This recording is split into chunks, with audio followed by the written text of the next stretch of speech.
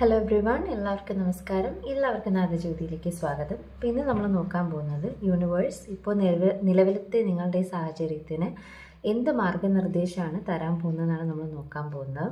അപ്പോൾ നമുക്ക് യൂണിവേഴ്സ് തരുന്ന മെസ്സേജ് എന്താണെന്ന് കാർഡ് ഷഫിൾ ചെയ്ത് നോക്കാം.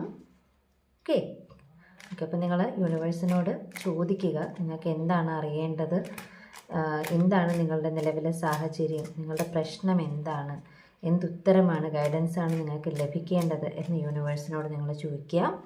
അപ്പം നമുക്ക് കാർഡ്സ് ഷഫിൾ ചെയ്ത് നോക്കാം. യൂണിവേഴ്സ് എന്താണ് നിങ്ങൾക്ക് ഈ അവസരത്തിൽ മാർഗനിർദ്ദേശമായിട്ട് തരുന്നതെന്ന് നമുക്കൊന്ന് നോക്കാം.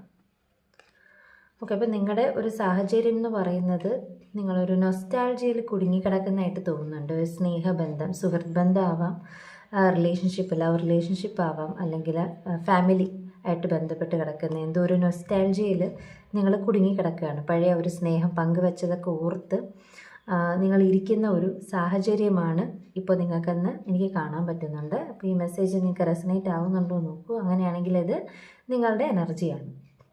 അപ്പോൾ എന്താണ് നിങ്ങളുടെ പ്രശ്നം, എന്താണ് നിങ്ങൾ അഭിമുഖീകരിക്കുന്നത്? ഓക്കെ, അപ്പോൾ നിങ്ങൾക്ക് അവിടെ ഒരു ദുഃഖം വന്നു, മീൻസ് നിങ്ങൾ നല്ല റിലേഷനിൽ ഇരുന്നതായിരിക്കാം. ഇപ്പോൾ സുഹൃത്ത് ബന്ധമായാലും ലവ് റിലേഷൻഷിപ്പ് ആയാലും നിങ്ങൾ വളരെ സ്നേഹത്തോടെ ഇരുന്നതായിരുന്നു. പക്ഷേ ഇടയ്ക്ക് ചില ബ്ലോക്കുകൾ നിങ്ങൾക്ക് വന്നിട്ടുണ്ട്. അതാണ് എനിക്കിവിടെ കാണാനായിട്ട് പറ്റുന്നത്. Moon card വന്നേക്കാണ്.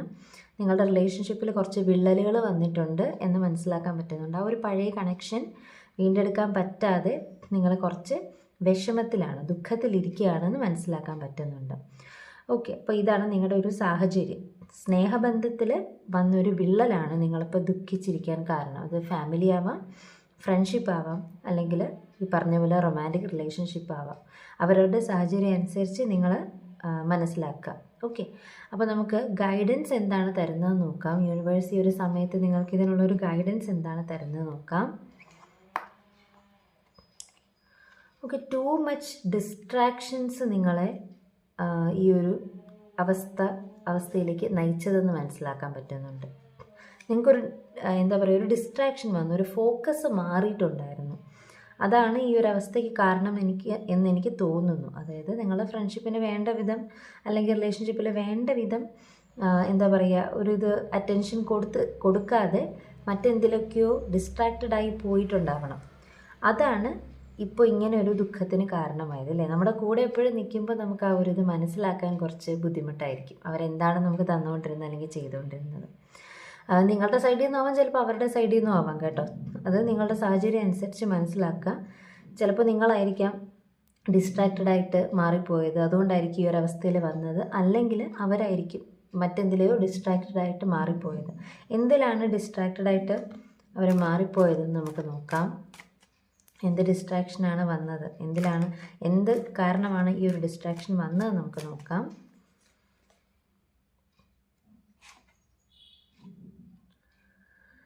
ഓക്കെ, ഇവിടെ ക്വീൻ ഓഫ് വാൻഡ്സ് ആണ് വന്നിരിക്കുന്നത്. മീൻസ് കരിയർ സംബന്ധമായിട്ട് ആവാനുള്ളൊരു സാധ്യത എനിക്കിവിടെ കാണാൻ പറ്റുന്നുണ്ട്. കരിയറോ അല്ലെങ്കിൽ അവരുടേതായ ഒരു ഫീൽഡ്, പഠിത്തം, എന്തും ആവാം കേട്ടോ. അപ്പോൾ കരിയറുമായിട്ട് ബന്ധപ്പെട്ട്, തൻ്റെ പാഷനുമായിട്ട് ബന്ധപ്പെട്ട് ആണ് ആ ഒരു സംഭവം ഇവിടെ വന്നിരിക്കുന്നത്. നിങ്ങൾക്കും ആവാം അല്ലെങ്കിൽ അവർക്കും ആവാം. നിങ്ങൾ പാഷനിൽ കൂടുതൽ കോൺസെൻട്രേറ്റ് ചെയ്തിട്ടുണ്ടാവാം, നിങ്ങളുടെ കരിയറിൽ കൂടുതൽ കോൺസെൻട്രേറ്റ് ചെയ്തപ്പോൾ റിലേഷൻഷിപ്പിൽ അവർ അറ്റൻഷൻ നിങ്ങൾ നഷ്ടപ്പെടുത്തിയിട്ടുണ്ടാവാം. അപ്പോൾ ഇവിടെ യൂണിവേഴ്സ് പറയുന്നത് അത് തന്നെയാണ്.